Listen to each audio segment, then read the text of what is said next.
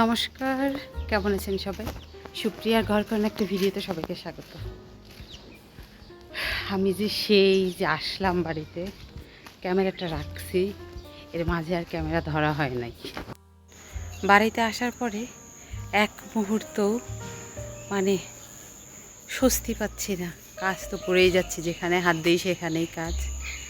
ভীষণভাবে টায়ার্ড হয়ে পড়ছিলাম, তাই ভাবলাম যে আজকে একটু হেঁটে আসি নিজের এনার্জির জন্য। হাঁটতে যেয়ে কী করছে দেখেন, এই খুন্তিটা, এখানে মাছ উল্টানি বলে, ভাজা উল্টানি বলে, আর আমাদের এখানে বলে খুন্তি। এটা দেখে খুব ভালো হলো, এই শেপের কোনো খুন্তি নাই আমার। বেশি টাকা ছিল না, আরও ভালো ভালো জিনিস ছিল ওই লোকটার কাছে।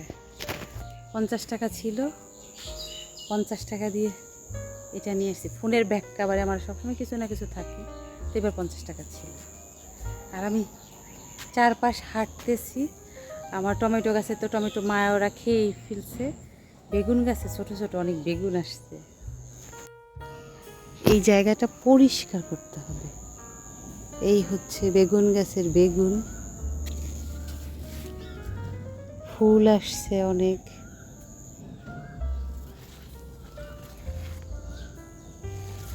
ওই পাশেও আরও কিছু আছে। এই জায়গাটা পরিষ্কার করতে হবে বিকেলে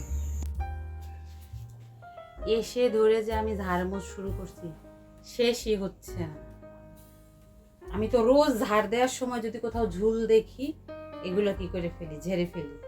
এই 15 দিনও তো হয় নাই। এসে প্রথম দিনই, আমি যেদিন আসছি ওই দিনই বাথরুম আর এই কিছু ঝুল আমি ভেঙে ফেলছি উপর দিয়ে।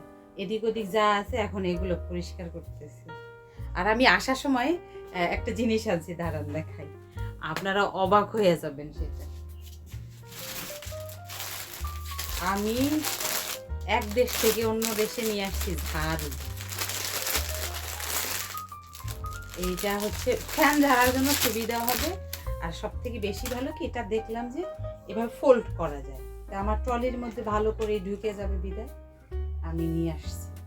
এটা আমি একটা ভিডিওতে দেখছিলাম, ইন্ডিয়ান এক দিদির ব্লগেই দেখছি, তার জন্য নিয়ে আসছি। এটা কি সুন্দর, এই যেভাবে দিয়া আমি এখন ফ্যানটাকে ক্লিন করতে পারবো। এখন আর আমার টুলে উঠতে হবে না, আর সারের উপরও ডিপেন্ড করা যাবে লাগবে না। অনেক লম্বা।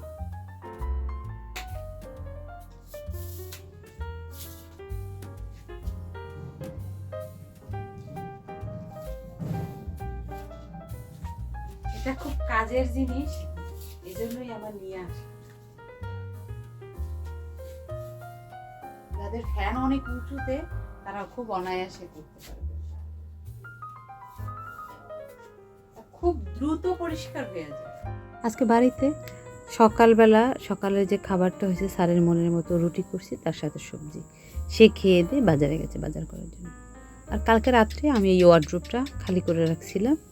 এখানে স্যারের সব প্রেস করা কাপড় চোপড়গুলো রেখে দিলাম। প্রায় রাত 12টার সময় এগুলো প্রেস করছিলাম। রাতে আর রাখতে ইচ্ছা করে নাই, এখন রাখলাম। আর আমরা বাড়ি আসার পর থেকেই অনেক বেশি গেস্ট আসছিল, এই রুমের বেডশিটটা চেঞ্জ করাই হচ্ছিল না। তো এখন ওকে চেঞ্জ করতেছি, কিন্তু আকাশটা অনেক মেঘলা মেঘলা। জানি না এটাকে ধুতে পারবো কিনা, তারপর তুলে রাখি, যে কোনো এক সময় এটাকে ধুয়ে আমি আবার ফোল্ড করে রাখবো। এই রুমের বেডশিটটা আমার বেশি চেঞ্জ করতে হয়, তার কারণ এত বেশি গেস্ট আসে। সামনে তো একেবারে দরজার সামনে আমার বেডটা, তার জন্য ধুলোও না একটু বেশি পড়ে। আর এটার অবস্থা জানেন, আমি আসার পর যে কয়বার মুছলাম, কিন্তু সেভাবে হয় না, উপরে উপরে মোছা হয়েছে। যেহেতু বললাম না বারবার গেস্ট আসতেছে, এতদিন ছিলাম না। অনেকে আছে, অনেকের ওষুধ আনতে দিয়েছিল, সেগুলো নিতে আসতেছে। অনেকের আত্মীয় স্বজনের খবর নেওয়ার জন্য আসছে। যাই হোক, অ্যাটলিস্ট আমি আমার এই গাছগুলোকে একটু ছান করিয়ে নিয়ে আসলাম। এখন এখানে থাক, পরবর্তীতে আবার জায়গা মতো রাখবো। আমি সব কাজগুলো খুব তাড়াহুড়ো করে গোছাচ্ছি, তার জন্য মেইন কারণ হচ্ছে স্যারে চলে আসবে বাজার নিয়ে। ফ্রিজে একটুও মাছ নাই, আমরা আসার পরে তার বাজার করে নাই, গেস্ট ছিল। আর দেখেন আমার এই গাছটা কি হেলদি, কারো যেন নজর না লাগে, এর একটা পাতা আজকে আমি ভেঙে ফেলছি। স্যারে আসছে বাজার নিয়ে, সে আমাকে বলতেছে আসো আগে দেখো। এত মাছ নিয়ে আসছে, সে কখনোই এইটাকে কী মাছ বলে, ব্রিগেড মাছ, এটা খায় না। কিন্তু তারপরও আমি পছন্দ করি বিধায় নিয়ে আসছে পাঙাশ মাছ আমার 2 ছানার জন্য। আর আমার শাশুড়ির ফেভারিট হচ্ছে ফলি মাছ। আর তার সাথে পুঁটি মাছগুলো দারুণ ছিল। খুব তড়িঘড়ি করে রান্না করছি।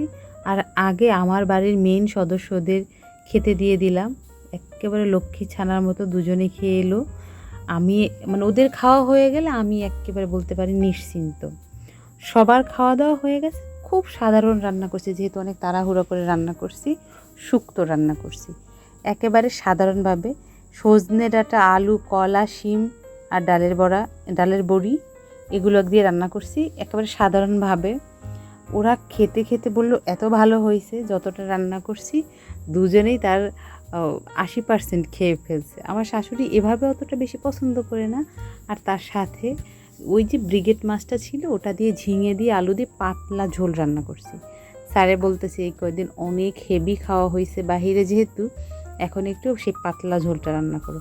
এটা আমার এবং ওর দুজনের খুব পছন্দ, আর রান্নাও আজকে খুব দারুণ হয়েছে।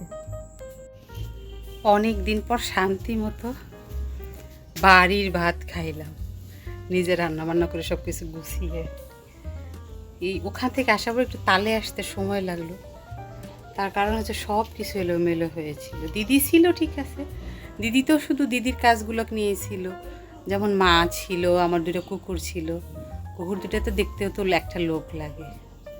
দিদিকে অনেক ধন্যবাদ, ওনার শরীরটা যেন সুস্থ থাকে, তাহলে আমি মাঝে মাঝে এদিক ওদিক একটু যেতে পারবো।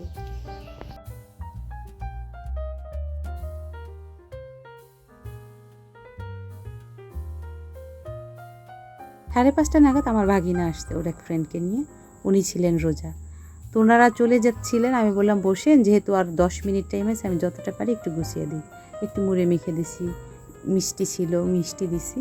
আর ওই পেঁপে নিয়ে আসছিল ওরাই, ওই পেঁপেটাকে একটু ব্লেন্ড করে জুসের মতো করে দিছি।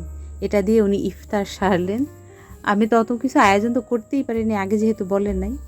রাতের বেলা সবার খাওয়া দাওয়া হয়ে গেছে, এই বাসনগুলোকে আমি ধুয়ে রাখছিলাম। ওনারা যাওয়ার পরে আরও গেস্ট আসছিল, তারপর সবগুলো গুছিয়ে টুছিয়ে রাখছি। আমারও খাওয়া দাওয়া হয়ে গেছে, রাতের খাওয়া দাওয়া হয়ে গেছে। অনেক দিন পর আজকে সারাদিনের খাবারটা অনেক ভালো হয়েছে।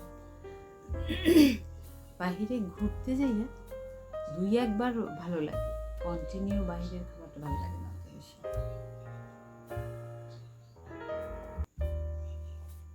আমার এক দিদিভাই আমাকে বলছে, তুমি যে গেলে ওখানে ডক্টরের কাছে যাওয়ার কোনো ভিডিও তো করা নেই। প্রথম কথা, এই সমস্ত বিষয়ে ভিডিও করতে ভালো লাগে না হসপিটালে অন্তত। আর আমার সাথে যে ব্যক্তি আছে উনি একদমই ভিডিও করা পছন্দ করে না। আমি চুপে চাপে সে না দেখলে একটু ভিডিও করি।